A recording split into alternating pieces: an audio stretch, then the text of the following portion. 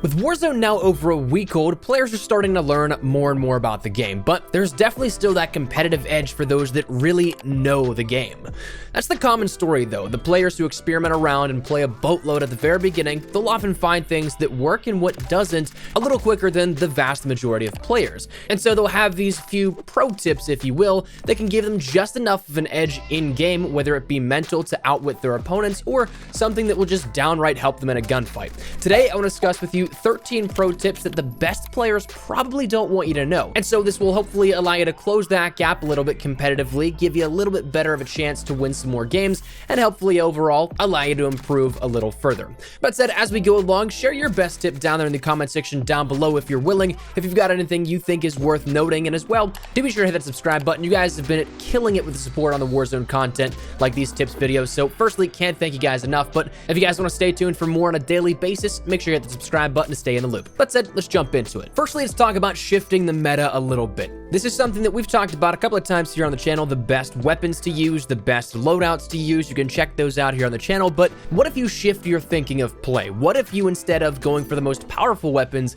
instead go for the fastest firing? That's something that's actually a common meta amongst the top level players, in which they'll use faster firing weapons and oftentimes disregard things like the Odin, which has the highest damage per shot value in the rifle classification. Things like the MP7 are absolutely phenomenal if you can end up pulling off close quarters engagements enough, and or if you can control your shots at a distance. Using a faster fire rate weapon will allow you to break through that armor a little quicker in terms of sheer timing, and it may not be much in the grand scheme of things, but sometimes milliseconds can absolutely be the difference between going down and staying up in a gunfight. The one loadout you'll be seeing here within some of this gameplay, and probably even right now, is a class loadout that I've been running with the MP7 overkilled with the HDR thermal. We've talked about how important the thermal is, but it gives you a nice little hybrid of being able to pull off some close quarters, absolute shredding gameplay with the MP7, or even at some sort of distance in mid-range, but then you have that sniper to allow you to scout out, but also still take enemies out at a distance as well. So it's absolutely something that you should try out and give some of those faster firing SMGs like the MP7 a chance. A lot of high skill players already are. Another tip comes down to your loadouts and your perks that you have equipped. Now, we know that tier 2 is actually a very high value tier in terms of perks within Warzone. You have things like Overkill, which double weaponry is absolutely something you want. You have things like Ghost, which keeps you off the radar and keeps you off heartbeat sensors, which we'll come to because they're incredibly OP. You have High Alert, which allows you to know when players are looking in your direction, and so on and so forth. But you can only use one of those at a time. As a result, Overkill is oftentimes a crutch, but here's the tip. If you end up buying a loadout drop at the very beginning, like my squad and your squad may often do, you can end up getting that Overkill. You can have both weapons, but then if you see a loadout drop incoming, you can then go over to that and then swap to a class which may have Ghost or High Alert or whatever perk you want in that tier 2 category equipped, but you'll drop your weapons and that's it. You have the perk loadout and the lethals and tacticals, but you can just pick those weapons right back up. So while you may be swapping to a class with only one primary, well, you can get a second one back. So make sure you take advantage of that. You can essentially have a second tier 2 perk by playing that strategy, and it's a big help, especially late game. Next, we'll talk about something that may seem a little bit trivial, but is something that can help you out, that being baiting bounty contracts. If you see a bounty contract, pick it up. Doesn't matter if you have any intention on actually completing it or not, but it will allow you to know where a player is or their general location, marked with a yellow circle on the minimap. Now, sometimes that'll be right next to you and give you a heads up that, hey, somebody's pushing in on you, or it could be across the map and it's not really anything you're really going to engage. But it gives you that information on where players will be, and especially, again, late game, that helps out big time. When you're trying to find in, say, a couple of buildings, there may be 10 people left standing in the way of you and that victory. So to be able to know where at least one and likely their squad is a big help.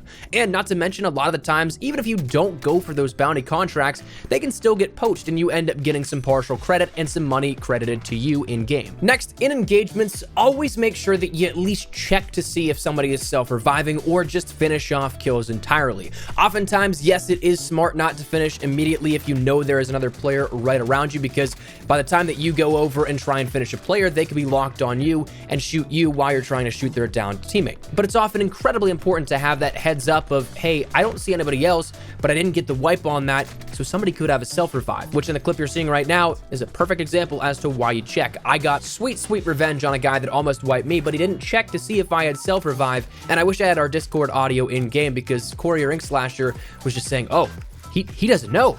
He doesn't know. and it worked out perfectly. So make sure you're at least checking, but maybe even finish off those kills. Next, make sure that you run on every single weapon that has the option, a monolithic suppressor. Having that increase to the damage range is of course incredibly nice. Doesn't matter what weapon it is, but the beauty is that you gain that, plus you naturally stay off the radar. Radar pings in terms of when you shoot are the biggest dead giveaway in any regular engagement. Of course, you can call in a UAV, you can call in an advanced UAV with 3 UAVs at one time, but I'd say probably 90 to 95% of the game guaranteed doesn't have any of those things directly affecting you. But what does is giving away your own position by shooting at a player without a silencer or without a suppressor. So the monolithic suppressor you should run on absolutely every loadout that you have the option to stay off the radar, but to also have the secondary positive of getting that extra damage range. The next tip is one that has both helped and incredibly hurt me. This being the fact that ladders actually don't make any world noise. They will make noise whenever you climb up. For you can hear the stomp of going on the metal ladders, but if a player is around you, it doesn't actually make noise. The only time they will is a slight little audio cue whenever they crest the top of the ladder and then are actually on top of whatever surface they were climbing up on. And when I say it's a slight audio cue, it is minuscule. Now, this is absolutely fantastic if you know somebody is camping on top of a rooftop and they may be focused on the other side looking down. You can then go up with hopefully relative ease and be able to pick them off. This is actually something that won me and my team a game because of this. We knew there were people on top of train roof, so we went on a little flank, climbed up the ladders, and sure enough, we took out the only guy that was holding down the position up there. And if it came down to a heal-off, he probably would have won because he had high ground and wouldn't have to really challenge anything. But luckily we got him out of there, then we took high ground, we won. Next, if you've ever looked up into the sky and seen a sort of bright little light, you might have thought, is that some sort of tower? No, it's likely a flare, to which there's actually 2 different types that you should be aware of, both with their own distinguishing feature, that being the color. Red means that it's a buyback flare, meaning that somebody's coming in, they're going to be bought back, and you're going to have an extra man going against you. And yellow is one of a recon contract, meaning that somebody is staying stationary in a relative area like a hard point for a good 15 seconds or so, to which you can maybe then go in, push in, and maybe get a free kill, but just know that they're hopefully going to have their guard up.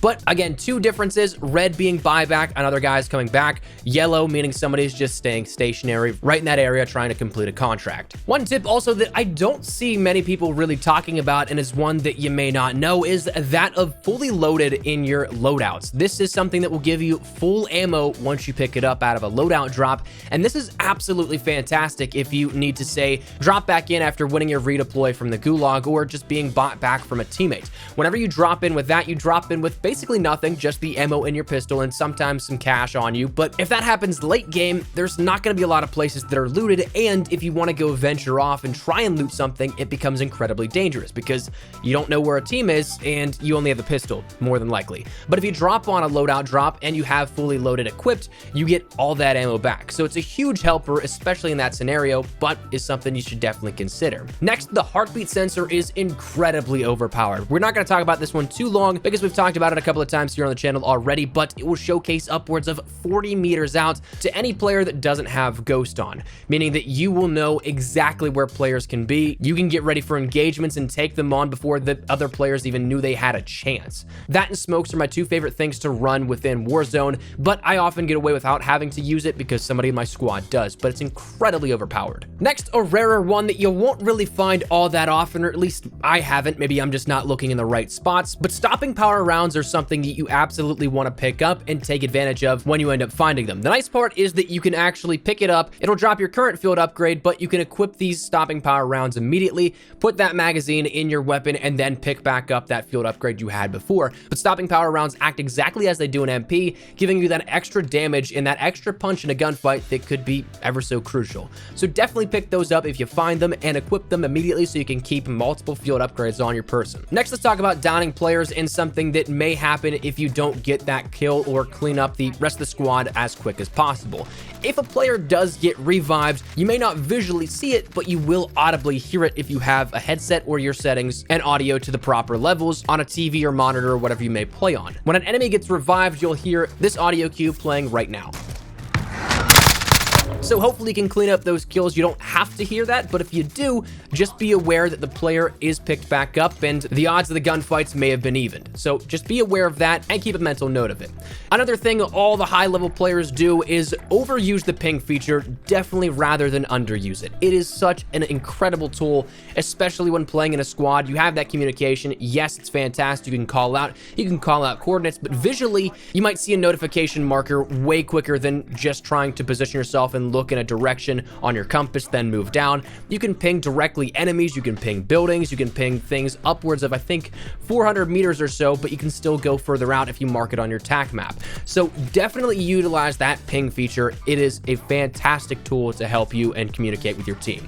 The final thing that we'll talk about here in this video is that certain buildings like police stations and gun stores actually have ammo caches in them like they do in Ground War. So you can just simply go up to them, interact with them, and then gain some ammo back out of it. You don't really have to do anything special, and that's absolutely fantastic because sometimes ammo can be hard to come by. But overall, that is 13 pro tips here that the best players probably don't want you to know. I know that personally, knowing these, I love to use these tips to my advantage, but I oftentimes really hope that players don't know about it in these gunfights. So hopefully this can help you out in some way, shape, or form, and if they do, let me know in the comments down below. But hopefully you enjoyed the video. If you did, make sure to drop a like down below, and of course, if you are new to the channel, make sure you guys subscribe so you don't miss a single thing regarding all things Modern Warfare, updates, news, information, tips, tricks, all that good stuff. We got you covered here on the channel, so if any of that interests you, hit the subscribe button so you don't miss a single thing. If you guys also want to get connected outside of YouTube, I live on both Twitter and Instagram. Links are down there in the description below.